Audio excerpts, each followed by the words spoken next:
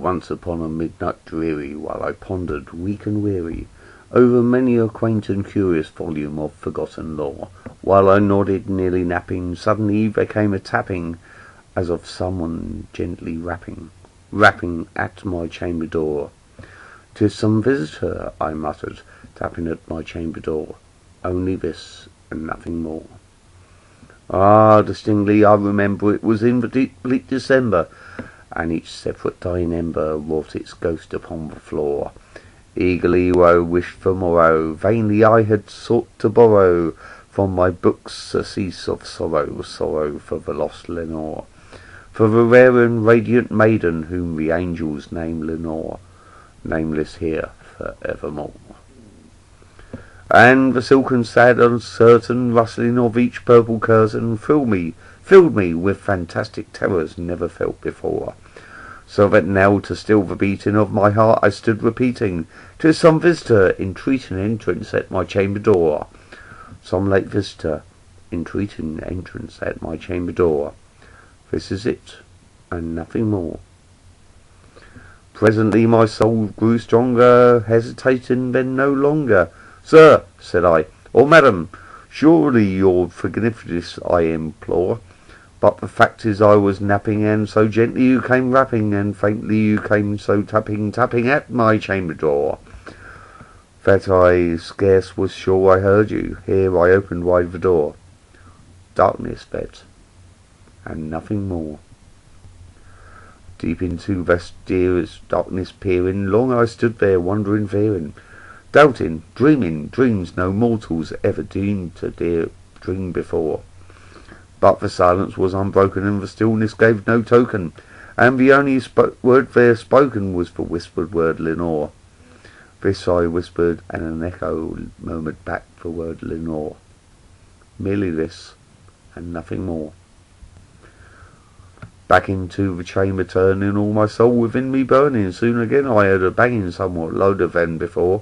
"Surely," said I, "surely that is something at my window lattice.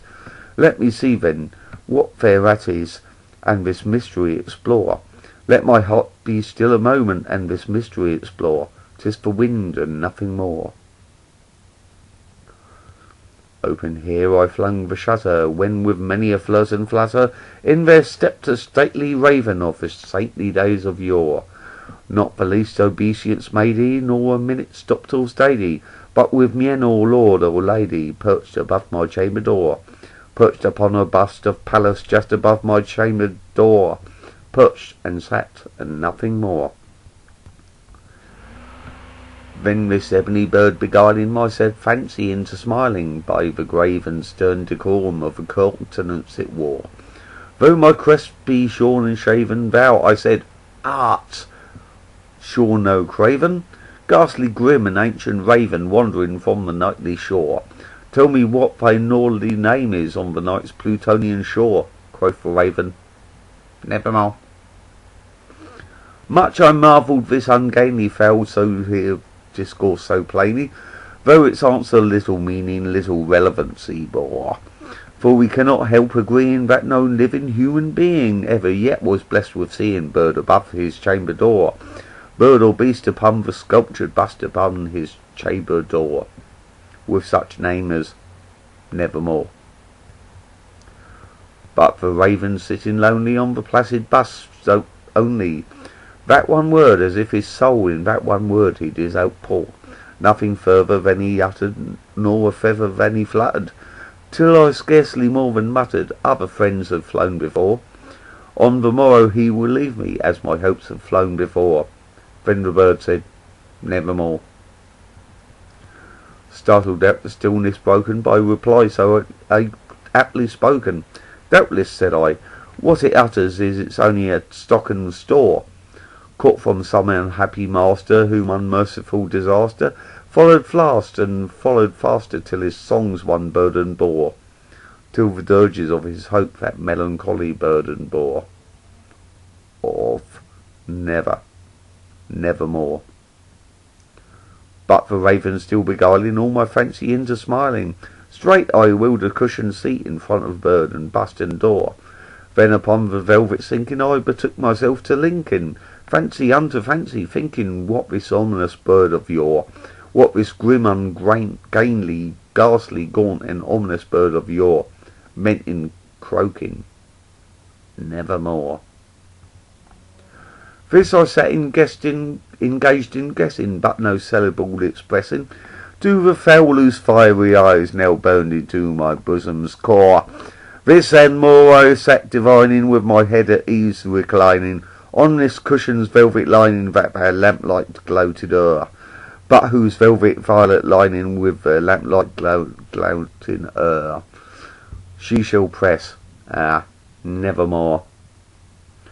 Then methought the air grew denser, perfumed from an unseen censer, swung by seraphim whose footfalls tinkled on the tufted floor.